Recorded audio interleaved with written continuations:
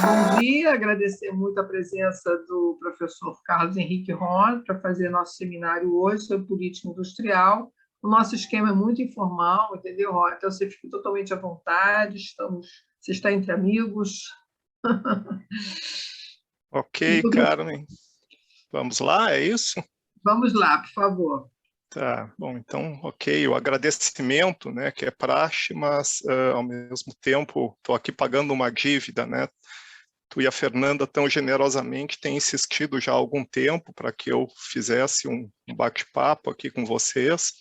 Eu não tenho conseguido sequer acompanhar os bate-papos. Na verdade, a primeira vez que eu consegui vir foi na anterior, com o André e o Andrés, o que foi muito bom, não apenas pela qualidade da discussão, mas também porque deu uma noção clara de que se trata mesmo de uma conversa, né, de um bate-papo que é muito próprio ao que eu penso, né, teria a oferecer aqui para vocês. Então, deixa eu falar como é que esse negócio nasceu. Eu sou professor da URGS, como se vê aí há já um bom tempo, e entre idas e vindas, né, entre a faculdade, a universidade e fora, por 2 vezes eu fui diretor do Banco Regional de Desenvolvimento do Extremo Sul, e na segunda vez foi o momento em que eu conheci a Fernanda. A Fernanda trabalhou como assessora quando eu estava na presidência, antes na direção do banco. E numa das várias conversas que Fernanda e eu temos mantido, não sei nem quando isso foi, ela comentou sobre uma ideia que circulou acerca de política industrial, que eu disse para ela, olha, eu não concordo muito com isso, e quem sabe até a gente pode conversar sobre política industrial lá no FIND, já que vocês estão insistindo tanto, né? E eu me sinto em dívida, na verdade, eu poderia organizar alguma coisa a partir da nossa experiência de uma política industrial subnacional, né, levantar algumas questões pensando uma futura política industrial do Brasil, e essa, então, é a ideia geral da conversa, né? Então, falando do tema aqui da exposição, ou antes, né? A ideia geral é essa, né? Política industrial, como eu acho que ocorre a todo mundo, é um daqueles temas em que tudo cabe, né? Tipo do tema trem ou Deus e sua época, então a gente tem que tornar ele um pouco mais circunscrito. Então, qual é a ideia? Eu quero levantar, refletir mesmo sobre algumas questões para uma política industrial brasileira a partir de 23 ou no período de governo 23-26. E essas questões são menos de ordem substantiva e mais de ordem procedimental. Tá? E essas questões são levantadas a partir de lições de uma experiência que a gente compartilhou no Rio Grande do Sul, de uma política industrial subnacional no período de governo do governador Tarso Genro. A gente está falando aqui de 2011 a 2014. E vejam essa conversa aqui menos como uma conversa de um pesquisador na área de política industrial, coisa que eu não sou, tá? E mais como um depoimento de alguém que viveu todo o processo de elaboração, formulação, execução, acompanhamento e avaliação final dessa nossa experiência de uma política subnacional para o desenvolvimento da indústria. Tá? Eu tenho algumas premissas para a nossa conversa, ou pelo menos eu pensei nesses termos, né? As premissas são as seguintes: haverá um novo governo em 1º de janeiro de 2023. Né? Mesmo porque, se não houver novo governo, talvez o melhor seja que todos nós tenhamos o passaporte em mãos. A segunda premissa ela é muito importante, né? Esse governo logrará a maioria estável no Congresso. Se não houver maioria estável no Congresso, né, eu não vejo qualquer condição de pensar em estratégia e políticas de desenvolvimento econômico. Esse governo vai desenhar uma nova estratégia de desenvolvimento econômico comparativamente ao que nós temos vivido desde o golpe parlamentar de 2016, né? E, por fim, eu espero que a política industrial seja um componente chave dessa estratégia. Mais tarde, eu vou recolocar a política industrial, no meu ponto de vista, não apenas como um componente-chave, mas como o centro da estratégia de uma política de desenvolvimento econômico. E aí a pergunta que me orienta, a questão geral, é a seguinte, que eu compartilho com vocês. Se coubesse a um de nós o Ministério do Desenvolvimento Econômico, haverá lá um Ministério do Desenvolvimento Econômico, ou o nome que tiver, o que é que nós faremos ou faríamos, né, no dia 1º de janeiro de 2023? Quer dizer, vocês têm aí, como eu, o poder de definir regras que vão aparecer no Diário Oficial do dia 2 de janeiro de 2023. Esta é a posição em que eu estou me colocando e que eu quero compartilhar com vocês. Então, essa experiência de já ter vivido numa esfera subnacional questões desse tipo, tá? Questões desse tipo. Então, eu preciso, primeiro, antes de ir adiante até a nossa história e voltada a 1º de janeiro de 2023, eu preciso compartilhar algumas informações sobre a política industrial do Rio Grande do Sul no período de 2011 a 2014. Fernanda, abrindo parênteses, eu sei que são 40 minutos, tu controla, eu normalmente faço apresentações maiores do que o tempo. Aí tu avisa, a gente para e depois eu creio que fica para a conversa. Bom, houve uma política industrial efetiva, ela está bem documentada, né? Vocês veem aí à esquerda da tela o documento básico do plano de implantação, onde tem a descrição da política industrial, né? O 2012 é o 2º ano de governo, o 1º ano, 2011, foi a rigor devotado à elaboração da política, né, e ela acabou expressa aqui nesse documento. Não é o único documento, houve documento anterior, enfim, como eu disse, esse negócio está bem documentado. Tá? Em 2017, nós largamos aí já como na forma de um livro, eu quero dizer várias pessoas que estiveram envolvidas com esse processo, ou seja, o presidente, o ex-presidente da Agência Gaúcha de Desenvolvimento e Promoção do Investimento, o secretário do Desenvolvimento, o secretário substituto, vários quadros intermediários que participaram da política, uma avaliação que não é oficial. E que recebeu o título de Remando contra a Maré e o subtítulo Política Industrial e Desenvolvimento Econômico no Rio Grande do Sul, 2011-2014. São 4 organizadores, o José Antônio Vale Antunes Júnior, o Junico Antunes foi o vice-secretário de desenvolvimento, eu, Ivan de Pellegrin, que foi o presidente da Agência Gaúcha de Desenvolvimento e Promoção do Investimento, e o Ibes Vaz, que foi talvez a primeira pessoa aqui no estado a fazer uma dissertação de mestrado, um trabalho científico de avaliação daquela experiência da política industrial. Então, nós elaboramos esse texto, eu vou voltar a ele mais adiante. Bom, como é que se organizava em termos substantivos a nossa política industrial? Ela tinha 5 eixos. Tá? 3 eixos principais, que vocês podem ver aqui. Havia uma política setorial, uma política voltada a todas as formas de cooperação do tecido industrial, chamamos aqui de política da economia da cooperação, em que, literalmente, as cooperações de produção agroindustrial eram um objeto, um beneficiário claro dos programas e projetos que nós formulamos e executamos dentro dessa política, mas ela ia além das cooperativas apenas. E, por fim, uma política da firma. Os 2 outros eixos, um eixo é um eixo instrumental, que nós chamamos genericamente de instrumentos transversais.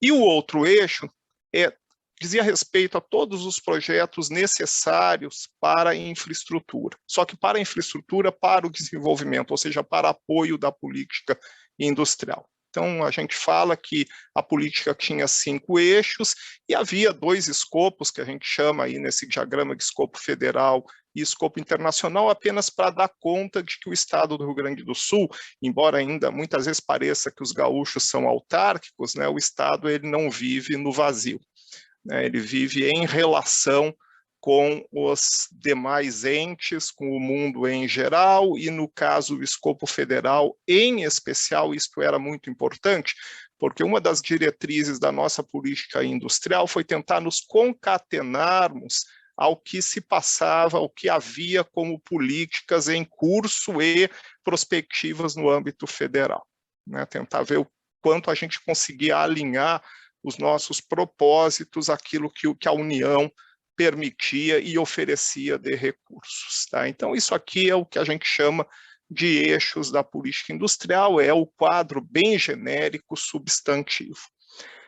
Falar sobre a política setorial e a política da firma rapidamente, tá? Pelo seguinte, nós escolhemos um certo número de setores, que a gente chamou de setores estratégicos. Tudo aqui tem um pouco de retórica também, né? Como em qualquer política econômica. Tá? O que nós definimos como setores estratégicos da política industrial era recortado em dois grandes grupos. Tá? Nós chamávamos de setores da nova economia, entendida nova economia para o tecido industrial do Rio Grande do Sul, não necessariamente para a estrutura da indústria brasileira ou internacional, e nova economia não é apenas aquilo que se antevê e que está aí em curso a partir da indústria 4.0, quarta revolução industrial, o nome que quiserem dar a esses processos ancorados em tecnologia da informação e biotecnologia. Tá? Então, nova economia não existe no Estado, mas é uma oportunidade. Ou não existe em escala significativa no Estado e é uma oportunidade. E os setores da economia tradicional, sim, eles são compostos por aqueles que fazem parte da estrutura industrial do Rio Grande do Sul. E dentro de cada grupo, nós também fizemos uma segmentação em prioritários, preferenciais e especiais. E cada um desses setores foi alocado a um coordenador, né, um coordenador de equipe, e isso de forma transversal. Então, vocês notem, eu era diretor de um banco, né, de desenvolvimento, mas, ao mesmo tempo, na política industrial, eu coordenava um desses setores. O diretor do Badesul coordenava outro, o vice-presidente do Badesul outro, e assim por diante. Isso foi um modo como um dos modos que a gente encontrou de basicamente fazer com que todos os entes públicos mais diretamente vinculados à Secretaria do Desenvolvimento estivessem com uma participação sistemática na formulação e depois na execução da política industrial. Quanto à política da firma, esses quadros são sempre todos muito bonitos, né? Tem cores, essas coisas todas, né? Para aqueles que olham esses diagramas e sentem algum tipo de aversão inicial, eu me coloco dentre eles, né? Eu sempre fico com um olhar de suspeição. Eu quero dizer para vocês que esse quadro aqui eu julgo ele bastante interessante, porque, pelo menos do ponto de vista da política no Estado do Rio Grande do Sul, nós criamos um negócio chamado Sala do Investidor. Basicamente é o seguinte, não havia nenhum projeto de investimento em formação bruta de capital fixo na indústria que buscasse alguma forma de incentivo ou de benefício do Estado que não passasse pela Sala do Investidor. Todos os projetos, vamos chamar aqui de empreendedor, é o projeto. Eles têm que entrar na Sala do Investidor, ela funcionava no âmbito da Secretaria do Desenvolvimento. Isso aqui dá os passos e mostra os instrumentos que a gente tinha em mãos para lidar com esse negócio aí, com o projeto. E lá no final da linha, o que é chamado aqui de proposta de valor RS, é o conjunto de medidas e de ações, enfim, que seriam passíveis de execução a partir do governo no que tange aquele projeto específico, né? Então, entrava na sala, o pessoal lá da sala procurava conhecer o propósito do negócio, do projeto, vinculá-lo à prioridade estratégica, o quão prioritário mais ou menos ele era para a nossa política, e aí identificar incentivos fiscais e financeiros no Rio Grande do Sul. Questões de infraestrutura, questões de licenciamento ambiental e incentivos fiscais e financeiros federais, além de outras informações julgadas pertinentes, que nesse bolo todo comporiam a tal de proposta de valor. Evidentemente, muitas vezes, o empresário, né, o projeto, ele já vem com demandas claras, né? A primeira, a fundamental, é incentivo fiscal. Aliás, por anos no estado do Rio Grande do Sul, e não apenas, política de desenvolvimento econômico no plano subnacional se confundia com incentivo de natureza fiscal mais diretamente associada ao ICMS. Né? Mas notem que há muito mais a lidar. Aqui, Fundopem integrar é, sim, a política que envolve o incentivo fiscal do imposto, o principal imposto de competência do Estado. Dos estados, que é o imposto do ICMS, o imposto de valor adicionado. No azulzinho, vocês veem qual é o ente público que tem o poder de decisão sobre isso, ou que tem algum poder de envolvimento mais efetivo sobre isso, e a gente colocou aqui a SDPI por conta de uma iniciativa que eu já vou mencionar adiante, que foi fundamental. O Estado tem distritos industriais, então o território do projeto, se é projeto novo, nós tínhamos algum instrumento para isso. O Estado tem um sistema financeiro próprio, né? Ele tem um banco aqui, ó, o Banco Comercial, o Múltiplo, Banrisul, e tem duas instituições de fomento. Uma é uma agência de fomento, o Badesul, e o outro é o Banco de Desenvolvimento, um dos três que sobraram no âmbito subnacional depois da reforma dos anos 90. Das reformas dos anos 90, que é o BRDE. O Estado tem uma lei de inovação, uma lei de incentivo fiscal associada a projetos de inovação, benefícios fiscais adicionais, que não aqueles incorporados na política do Fundopem, também fazem parte dessas possibilidades.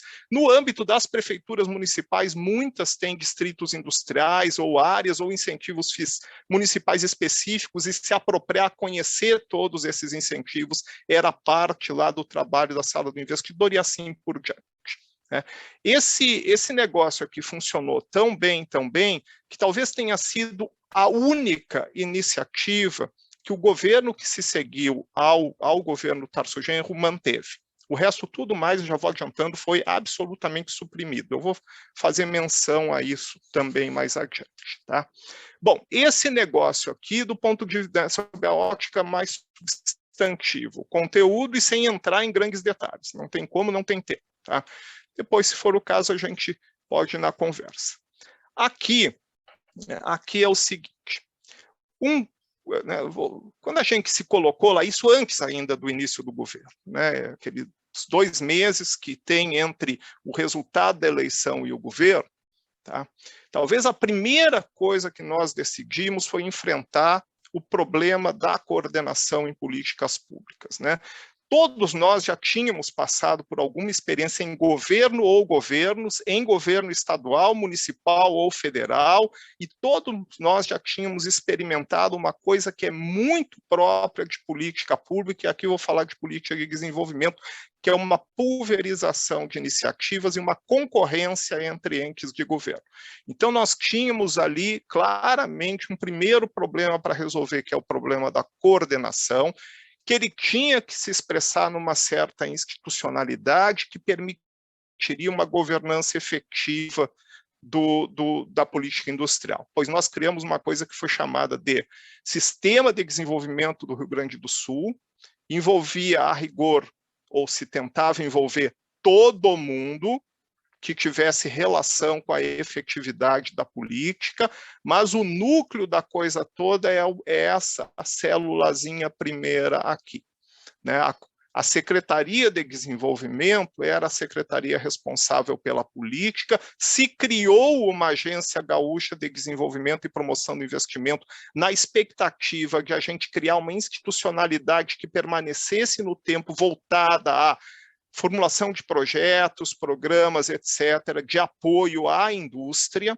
Essa era a ideia, se fez concurso público, nós conseguimos atrair um grupo jovem de em torno de 40, basicamente economistas jovens, né, que tiveram uma experiência de 2 anos e meio na GDI, que foi sensacional. Tá? Enfim, a ideia era tentar que isso perdurasse no tempo. O que a gente chamou de subsistema financeiro gaúcho, ou seja, tínhamos o banco, e a Secretaria da Fazenda foi trazida para esse núcleo central pela absoluta relevância que ela tinha para a execução da política, e também por uma questão histórica que eu vou fazer menção na sequência. Agora, então o núcleo eu reproduzo aqui. Tá? A coisa mais importante de todas, né, nas decisões foi a seguinte: na estrutura, no arranjo institucional de governo, se criou uma coisa chamada governadoria. Governadoria seriam, né, as instituições como secretaria ou casa civil, que estavam diretamente vinculadas ao governador. Isso era um sinal para a equipe toda de governo de priorização, e o desenvolvimento foi para a governadoria. Então, o secretário tinha conversa direta com o governador, sistemática para a tomada de decisões, né, que precisariam se desdobrar em projetos de lei e outros. Nós, no primeiro ano, eu perdi a conta do número de leis que se conseguiu aprovar na Assembleia Legislativa, mudando o incentivo fiscal, criando instituições como a GDI, criando quase uma empresa estatal nova, enfim, e assim por diante. Tá? Então, nós tentamos resolver esse problema da concorrência, da disputa intragoverno e da necessidade de fazer interlocução com todos os atores relevantes para uma política industrial a partir desse conceito, desse sistema de desenvolvimento do Rio Grande do Sul. Esse negócio funcionou bem e ainda assim houve vários problemas, né? A concorrência intragovernamental é, em especial, uma coisa impressionante, e ela disputa recursos, ela faz com que tu sobreponha projetos ou programas e toda a sorte de problemas que decorrem desse tipo de coisa. Ainda dentro dessa linha de a quem compete a responsabilidade de formular a política de desenvolvimento, de coordená-la, de executá-la, tá? Para vocês terem uma ideia da importância que esse negócio teve no nosso espaço, e que pode ter em qualquer espaço subnacional, e pode ter no plano federal também, é o seguinte: havia e continua havendo uma disputa histórica no Rio Grande do Sul recente, coisa de 25 anos, pelo menos para cá eu consigo ser observador desse negócio, e por vezes observador participante. Existe uma disputa histórica no Rio Grande do Sul sobre a quem compete elaborar a política industrial, em que dois atores são os principais, ou a política de desenvolvimento. De um lado, a Secretaria da Fazenda. Isso cria equipe dentro dessas secretarias, né, pessoas de carreira que julgam que compete exclusivamente à Secretaria da Fazenda definir os rumos de políticas de desenvolvimento no Estado. Daí, se você põe um ator novo, que nem é tão novo, porque sempre houve uma Secretaria de Desenvolvimento, e diz que não é bem assim, a partir de agora a centralidade vai estar aqui, tá? E esse povo vai estar na governadoria, tá? Isso cria um atrito inicial que nós conseguimos resolver. Tá? O modo de resolução envolve política, basicamente, né? Envolve conversação, aproximação, intenção comum e uma institucionalização, que foi informal. Nós criamos um grupo executivo entre a Secretaria de Desenvolvimento e a Secretaria da Fazenda, e cabia a esse grupo executivo emitir parecer sobre todo e qualquer incentivo fiscal a projeto de investimento no Estado, ou outros. Ou seja, nós asseguramos com isso que não haveria linha direta com a Secretaria da Fazenda para que recursos fiscais fossem alocados em projetos que não estivessem que não estivessem alinhados. Mas mais importante ainda, nós conseguimos fazer com que a Fazenda viesse para uma conversa sobre todos aqueles projetos que nós julgávamos prioritários, ou seja, fazer com que a Fazenda conferisse prioridade a projetos de investimento que a Secretaria de Desenvolvimento, que a política industrial julgasse prioritário. O outro ator histórico, embora ele não apareça como tal, afinal de contas se trata de política de governo, é a Federação das Indústrias do Estado do Rio Grande do Sul. Esse é uma eterna disputa. Né? Eu posso estar exagerando aqui, mas eu diria que eu consigo localizar na Fiergs pessoas que julgam que mesmo a política pública de desenvolvimento da indústria deve ser objeto de elaboração da Fiergs, que ofereceria na forma de um subsídio ao governo, e o governo deve executá-lo. Né? Então, isto aqui é um eterno problema lá, é um eterno problema aqui no nosso estado, tá? É essa E com isso vem toda uma série de pequenos problemas juntos, né? Quando tu tem esse tipo de relação, o particularismo começa a aparecer com força e por aí vai. Tá? E isso oscilou ao longo dos governos, né? Houve governo em que a Fiergs tomou conta da Secretaria de Desenvolvimento e houve governo em que ela foi mais um interlocutor. Nesse governo, ela foi mais um interlocutor. Nos interessava, evidentemente, nos interessa, sempre interessa fazer essa conversa aqui com a Federação das Indústrias, que não é o único ente representativo, né? Existem entes abaixo na escala, não uma federação, mas sindicatos de indústria, existem associações industriais locais que às vezes procuram guardar certa autonomia da Fiergs. Aqui no estado há claramente isso. Na área de Caxias do Sul, que é a nossa, talvez hoje a principal área industrial do estado, não mais a área metropolitana de Porto Alegre, tá?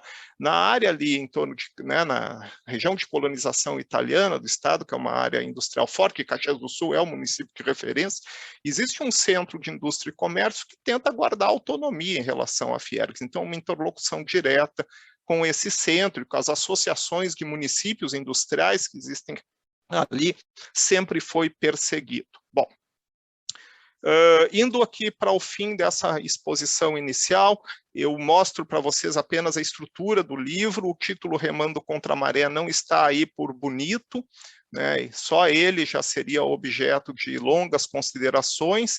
Eu abri, ele está dividido em 4 partes. A primeira parte, o contexto, as bases conceituais e o processo de formulação da política industrial, em que a gente parte do mais geral, inclusive um texto escrito pelo professor André Cunha, que esteve com vocês na discussão anterior, chamado A Retomada das Políticas Industriais no Mundo e as Implicações para o Brasil, depois a experiência recente de política industrial no Brasil.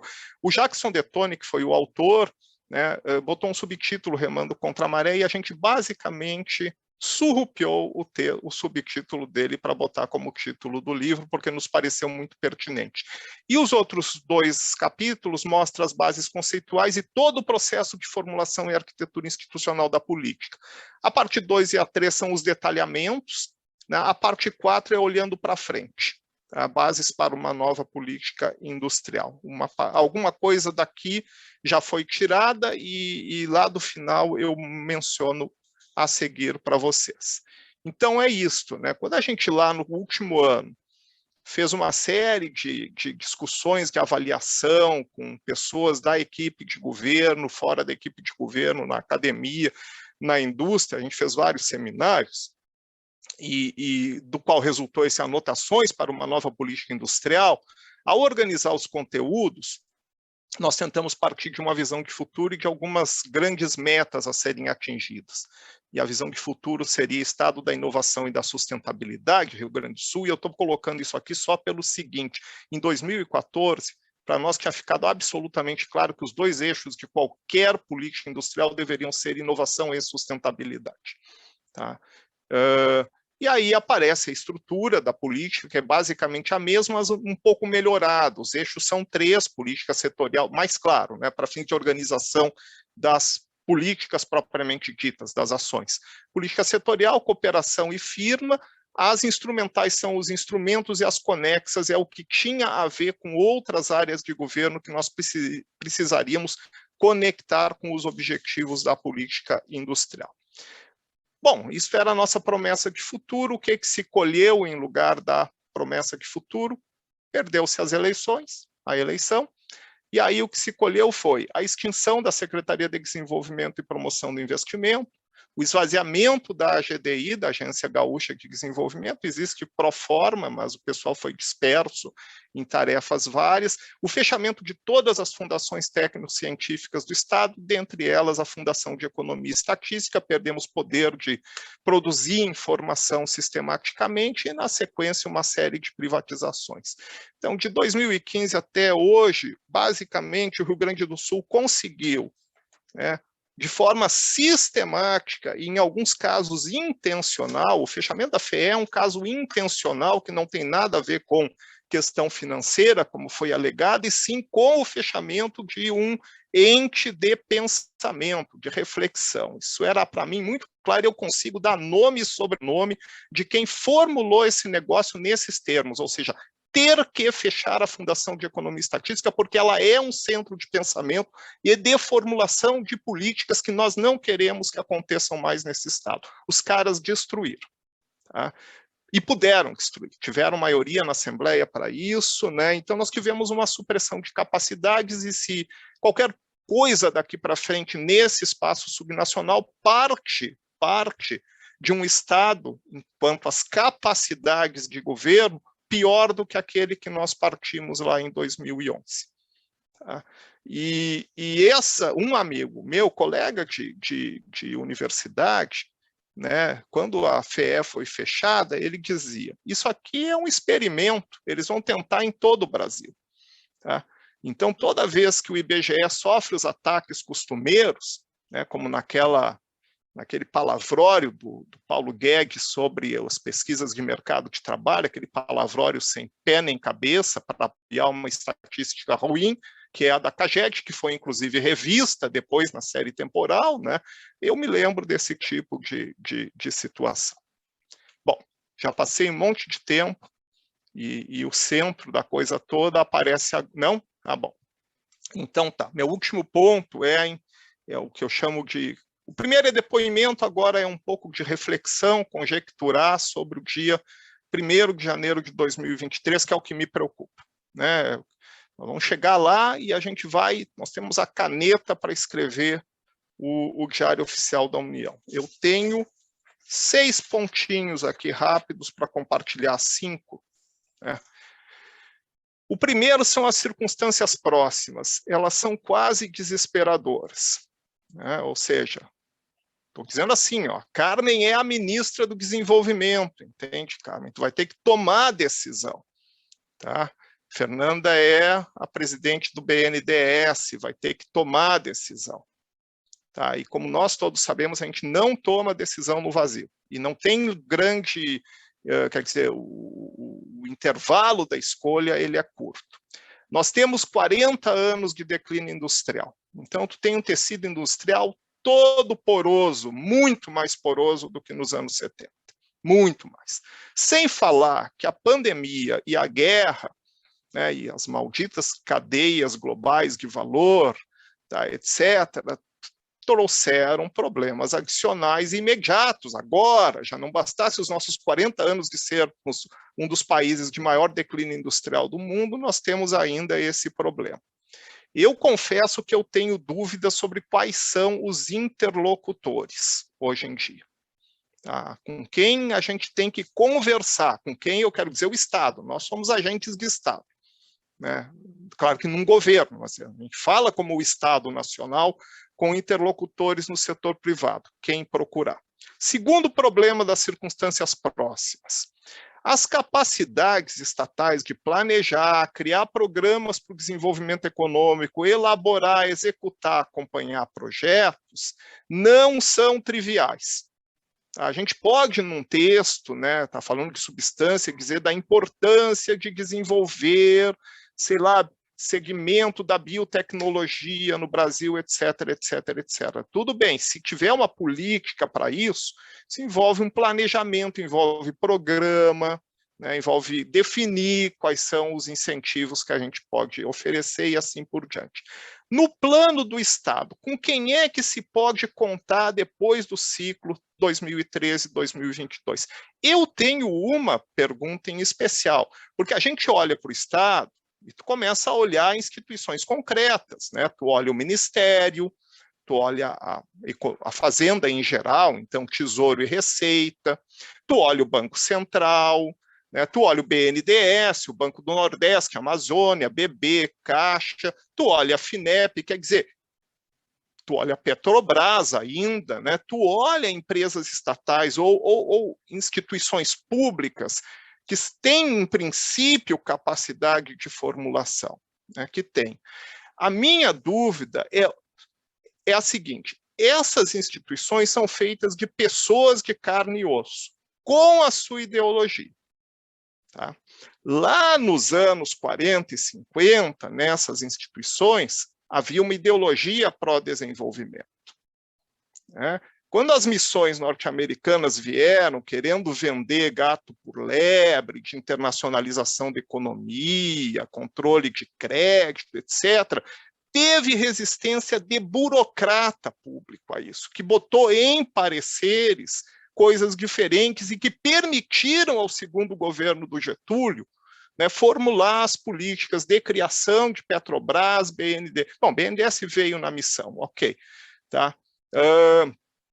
Formular políticas, né, de construção de instituições estatais para o desenvolvimento. Quer dizer, lá no primeiro governo Getúlio, ele criou toda a institucionalidade do Brasil moderno. No segundo governo, ele criou a institucionalidade para o desenvolvimento.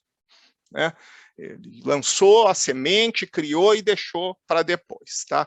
Nós temos esse pessoal hoje em dia, ou a gente só vai encontrar austríaco, né? Porque se eu tomar pelos meus estudantes, pelos meus jovens estudantes, eu fico impressionado com a quantidade de pessoas inteligentes que acreditam em coisas do tipo: não é tão importante o território onde a produção acontece, por exemplo. Tá? E assim vai.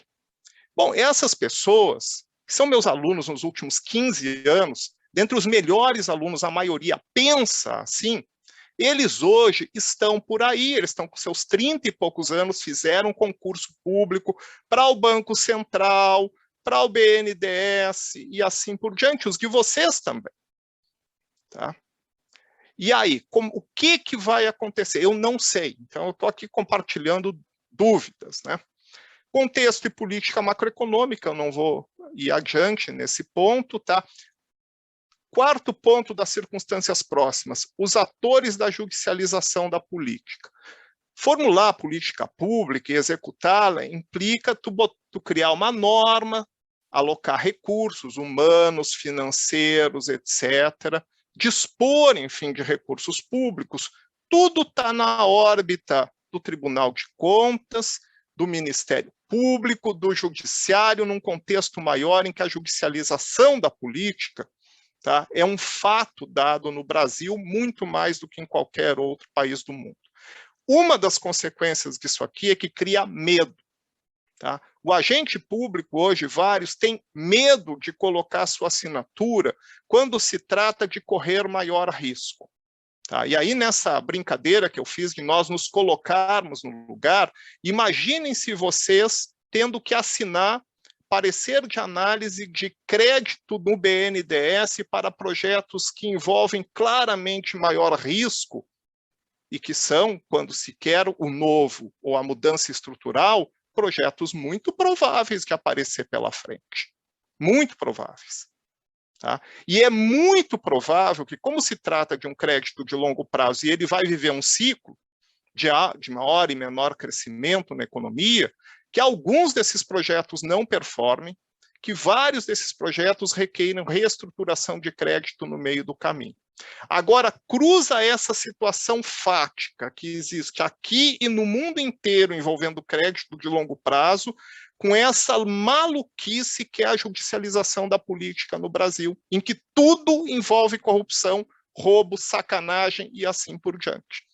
O resultado disso são técnicos muito mais receosos de colocar assinatura, diretores de instituições financeiras muito mais receosos de aproveitar, não obstante o projeto ser, digamos assim, convencer subjetivamente esses agentes da sua importância para o desenvolvimento industrial. Essa é uma circunstância a ser enfrentada. E a mídia empresarial, que é basicamente o horror, né? Se eu estar reclamando dos meus alunos, se eu for comentar a Globo News, eu vou perder meu tempo, porque eu provavelmente vou estar rezando a missa aos bispos, né? Isto é contra. Então, a circunstância é muito danada. E como a circunstância é danada, tá? E você ainda vai ter que viver com uma demanda reprimida enorme da crise de 14 em diante, tá? Do desemprego que duplicou, né?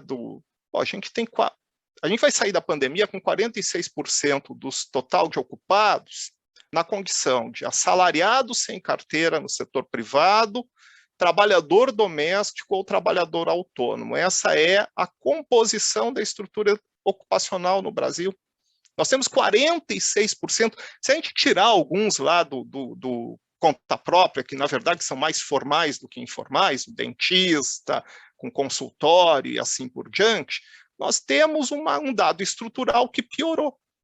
Tá? E esse pessoal sofreu muito na pandemia, muito. Tanto é que agora, quando teve a recuperação da ocupação, eles também foram os que mais recuperaram, tá? Com uma brutal demanda reprimida. Tá? E uma esperança no governo enorme. Tá? Então, qual é o risco que eu vejo aqui do ponto de vista de governo? É o de querer fazer tudo ao mesmo tempo agora. Tá? Querer atender a todas as demandas numa só tacada e de maneira imediata, e isso poderá ser um erro fatal. Tá? Não, mas agora, né, o pessoal não faz isso. Faz. Eu vou lembrar aqui um exemplo, eu poderia trazer outros, como dizem os juristas, à colação. Tá? Meu exemplo é a tentativa de promover uma reforma trabalhista no ano de 2003, 4 e 5 no Brasil, que no programa da coligação Lula-presidente estava lá o propósito de promover a mais ampla reforma na legislação trabalhista. Se criou um Fórum Nacional do Trabalho, se fez umas enormes discussões, etc., etc., etc., e o que foi parido? Uma única norma, aquela que legava às centrais sindicais uma parcela do imposto sindical, ou seja, estendeu o financiamento tributário da representação dos trabalhadores às centrais sindicais. Só isto. Tá? Então, essa coisa de querer fazer o todo, e nós vamos querer fazer o todo, provavelmente a gente queira derrubar toda a reforma trabalhista feita pelo Temer agora, quando se ganhar a eleição. Isto envolve um enorme risco, um enorme risco. No que tange à política industrial propriamente dito, tá? Porque o primeiro ano é decisivo no terreno da política, você tem que entrar e conseguir reafirmação, porque senão, se você não entregar alguma coisa, entregar coisas básicas de início, a popularidade vai despencar, tá? E a governabilidade vai acompanhar o despencar da popularidade, é o meu temor. Então, eu dividiria o tempo da política industrial em 2 tempos. Tá? E isto não é uma ideia, digamos assim, apenas minha, isso envolve alguns colegas com os quais a gente está trabalhando um texto de sugestão da política industrial, que é o professor Junico Antunes, da Unicinos, professor Luiz Maldaner, da Unicinos, professor João Furtado, da Universidade de São Paulo, tá, em que a gente dividiria aqui 2 tempos. Eu vou chamar de ano 1 e ano 2 e seguintes, mas pode ser 1 ano e meio ou o que for. Tá, em que no primeiro ano é para pensar o que é factível e olhando para a demanda reprimida. Em apostar muito na recuperação institucional. Você tem que fazer uma recuperação institucional no BNDES. Essa coisa de o BNDES agora é para estruturar projetos e não para financiar, essa ideia-chave que nos persegue há alguns anos, tá? Isso tem que ser revertido. Né? Envolve conquistar corações e mentes num lugar em que a tecnicalidade está assegurada, em princípio. Tá? Então, essa recuperação institucional, capacidade de formular projeto, de acompanhar a gente que conhece legislação, Fernando, no detalhe, tá? No parágrafo, no inciso, qual é a jurisprudência, quem são as criaturas no Tribunal de Contas da União, com quem tu pode contar como razoável, quem está lá só para fazer o contrário, tá? E assim por diante. E também nós teremos aí o tempo da formulação para as coisas que envolvem o que é política industrial mesmo, que é mudança estrutural. Tá? Então, o primeiro ano, para mim, é isso. Eu tenho acompanhado vários debates sobre a expectativa do novo governo, especialmente na área do Lula, né?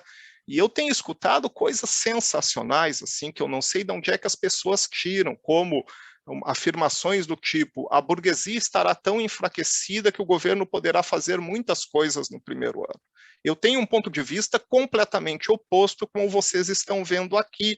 Não é? O primeiro ano é um ano de defesa do governo, da institucionalidade e da democracia. Nós temos que ganhar essa eleição para que a democracia ganhe nesse país, entende? E aí o primeiro ano é muito importante que dê certo, e por dar certo é não fazer a popularidade despencar e manter a governabilidade no Congresso Nacional. Tá? E, ao mesmo tempo, na paralela, tem que ir pensando o longo prazo, ou melhor dito, ir pensando a política industrial, a dar mudança estrutural, para que, em algum momento, a gente comece a executar projetos dentro dessa política. Bom, meu terceiro ponto, eu chamei de processo de formulação. Ele está, de alguma maneira, implicado na coisa anterior. Tá? Existe uma dicotomia falsa entre processos participativos e processos técnicos. O pessoal do processo participativo gosta muito de trazer essa dicotomia. Tá? Então, qual é o modo, digamos assim, preferencial no plano da União para se fazer uma política industrial? Jornadas, seminários, encontros, né, em vários estados, fóruns e assim por diante, lá no final a gente resolve na política, ou seja, entre aspas, basta vontade política para nós conseguirmos fazer qualquer política, quer dizer, basta politics para que a gente formule e execute policy. Qual é o risco desses processos? Né? Esses processos têm um desvio básico. É você terminar os processos participativos com um levantamento de pedidos, uma longa lista de supermercado, e não um plano nem uma política. Tá? Aí o pessoal técnico pode querer contrapor. Por isso que processos técnicos, ou seja, delegar aqueles que supostamente têm conhecimento sobre a matéria, a elaboração dessas coisas. Bom, esse é um risco clássico da tecnocracia. Tá? E num país do tamanho do nosso, havendo Brasília, né, eu estou quase assim pensando em alguns que ficam apontando para Brasília e xingando, mas eu vou tentar me conter aqui. Mas tem uma certa desconexão entre ficar elaborando tecnicamente em Brasília e a realidade do Chuí e do Oiapoque, entende? Da execução, da factibilidade da coisa. A solução aqui, para mim, é a lá Carlos Matos, o ex-ministro do governo Allende, e que foi consultor durante vários anos, tem várias obras sobre planejamento e que está consolidada na expressão tecnopolítica. Tu tem que, de alguma maneira, combinar ambas as instâncias. Eu fiz aqui uma ilustração sobre os riscos, tá? Que envolve desenvolvimento e território. Tá? Essa dimensão, as coisas acontecem no território. Quando se foi elaborar o último Plano Nacional de Desenvolvimento Rural, isso já no governo Dilma, se fez todo esse processo participativo. Eu tive a possibilidade, no Rio Grande do Sul, e depois no Plano da União, de participar desse processo, de estar presente. Lá no Rio Grande do Sul, se reuniram dezenas de pessoas representativas de várias instituições, municípios, etc., e o resultado final, o relatório final desta rodada gaúcha, eu imagino que em outros estados tenha sido muito parecido, foi uma lista enorme de demandas. E se tu somar horizontalmente todas as demandas com o que aconteceu em outros estados, não colocar nenhum filtro, tu não tem um Plano Nacional de Desenvolvimento Regional, ou uma Política Nacional de Desenvolvimento Regional. Tu tem uma lista de pedidos. Tá? Então, já que eu... bom, deixa para lá. Meu outro exemplo é a política dos campeões nacionais. Os campeões nacionais foi uma elaboração técnica, né? Uma convicção de que no Brasil, eu não estou... Notem, o tom aqui, a Fernanda sabe que eu acabo me exaltando às vezes, tá? Tirem o tom aqui da coisa, eu não estou brabo nem crítico à política dos campeões nacionais. Isso é uma outra questão. O que eu quero trazer aqui é o seguinte: quando você formula uma política lá em nível do BNDES, em especial dos campeões nacionais, que tem exemplos internacionais bem-sucedidos, que aparentemente é um negócio muito interessante, tá? Você tem que acompanhar e ver as consequências dessa coisa toda. Porque pode ter consequência no teu próprio território. Tá? E no nosso caso aconteceu, no nosso aqui do estado do Rio Grande do Sul, muito claramente. A eleita para a área de lácteo invadiu bacia leiteira no Rio Grande do Sul, que era consolidada de cooperativas de produção agropecuária excelentes. Só que ela vinha com benefícios, e as cooperativas não tinham os mesmos benefícios. Isso nos rendeu muita discussão no plano da política, de ir a Brasília, ao Rio, dizer, ó, não dá. Tá? Nós temos lá naquela área uma cooperativa que é excelente, ela é produtora de lácteos e ela vende na Amazônia. Agora me explica como é que uma cooperativa de produção agropecuária láctea gaúcha vende na Amazônia, não sendo o Rio Grande do Sul o principal setor produtor de lácteos no Brasil. Fazia isso, criou um mecanismo de comercialização, sai pelo porto, tem armazém no porto. O porto é uma instituição, quer dizer, o porto não é uma instituição, mas é estatal, então você dá apoio a essa cooperativa, ela sai pelo porto e larga no porto lá em cima. Tá? É isso, uma das maneiras. Só que aí vem e invadem a bacia leiteira. Quer dizer, começam a negociar com os produtores de leite, o pequeno produtor de agricultura familiar, que destine a sua produção não mais à cooperativa, e sim para outro processador. Tá? Então, são coisas desse tipo que são riscos, né, que o acompanhamento, a avaliação metódica, etc., também pode dirimir. Como é que eu estou de tempo, Fernanda? Por favor. Tá na hora, mas pode ir indo, assim. Tá, então deixa eu dar um salto aqui rapidinho. O meu quarto ponto é a posição da política industrial e mais alguma coisa, apenas para dizer o seguinte: o meu entendimento é que a política industrial se confunde com a política de desenvolvimento econômico e subordina as demais de uma maneira geral. Ela tem que estar no centro da estratégia de desenvolvimento, é ela, né, o ponto básico. Agora, eu quero mencionar isso aqui, que eu mencionei antes, né, pelo depoimento lá, associado à política industrial do Rio Grande do Sul, que é o seguinte: haverá uma questão de coordenação, institucionalidade e governança. Não dá para ter Ministério do Desenvolvimento apenas, que cria uma GDI, que faz uns documentos com o título de Política de Desenvolvimento Produtivo, etc. e tal, quando no mundo real o que acontece é PSI, PAC, campeões nacionais, entende? Tu vai procurar nesses documentos, tu não acha exatamente a mesma coisa, tá? Tu tem que dar um jeito de fazer o mundo real dos recursos públicos convergirem com os propósitos, a elaboração e os propósitos da política industrial. Então, eu penso que uma coisa lá, sistema de desenvolvimento econômico que busque, né, promover a coordenação entre atores públicos e privados, que a promover a convergência das ações em torno dos objetivos de política industrial, né, é muito importante. E aí vai ter que definir a instituição de coordenação do sistema de desenvolvimento econômico, quem vai ser. Tá? E que eu, sinceramente, espero que não seja o BNDES. Tá?